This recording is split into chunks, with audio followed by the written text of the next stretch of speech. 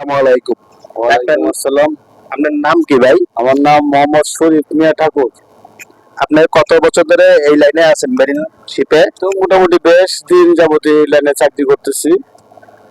তা আপনাদের এখানে বেতন সুযোগ সুবিধা কিরকম দেয় কোম্পানি?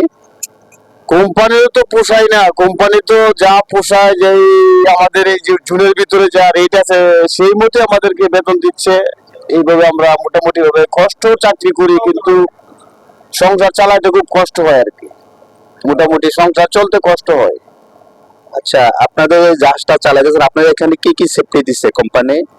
কোম্পানির সরকারি বিধিবিধান মধ্যে যেগুলো আছে সবগুলো মোটামুটি আমাদেরকে দিচ্ছে, বা এই জাহাজে আছে আর কি। যাত্রী সেবা।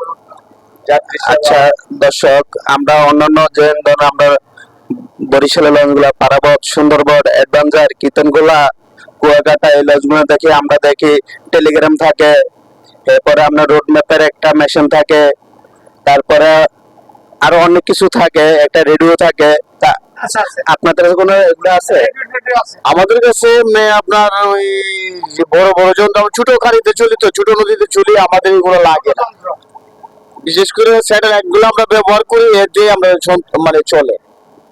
জিপিএস রাডার আমাদের লাগে না, আমরা ছোট গাড়িতে চলি। আমরা মোবাইলে স্যাটেলাইট, সরকার যে স্যাটেলাইট প্রযুক্তি ব্যবহার করে, উন্নত প্রযুক্তি ব্যবহার আবিষ্কার করছে, এটা দিয়ে আমাদের চলে। আচ্ছা, আমাদের এখানে তো বাংলাদেশে দেশে অনেক ঝড় তুফান হয়, যখন কাল বৈশাখী ঝড় আসে তখন আপনারা যখন নদীতে থাকেন তখন কি করেন ওই ক্ষেত্রে? ওই ক্ষেত্রে আমরা যাত্রী সহ আমাদের নদীর কিনারে চেপে যাই, এবং যানমাল নিরাপত্তার জন্য আমরা আমাদের জাহাজ লঙ্ঘন করি আর কি। লঙ্ঘন করি। আচ্ছা দর্শক, এই ভাই অনেকদিন ধরে মেরিন শিপমেন্টে আছে, তা ওনাদের এখানে ভালো ছোট ছোট যন্ত্রপাতি আছে, আমাদের বলছে বা আমরা দেখছি। তো এখানে আসলে এরকম বড় নদী না, আর বড় কিছুই নাই। যখন আমরা ঢাকা বরিশাল, ঢাকা চাঁদপুরের লঞ্চগুলো যখন বড় নদী দেখেন, স্রোত দেখেন, ওখানে একটা ভয় থাকে। যখন চাঁদপুর ঢাকা থেকে নদী যায়, মোহনায় যায়, তখন একটা ভয় থাকে একটা লঞ্চ চালানোর জন্য। বড় বড় শিপগুলো দেখে আমরা নিজেরা দেখছি ধরে রাখে।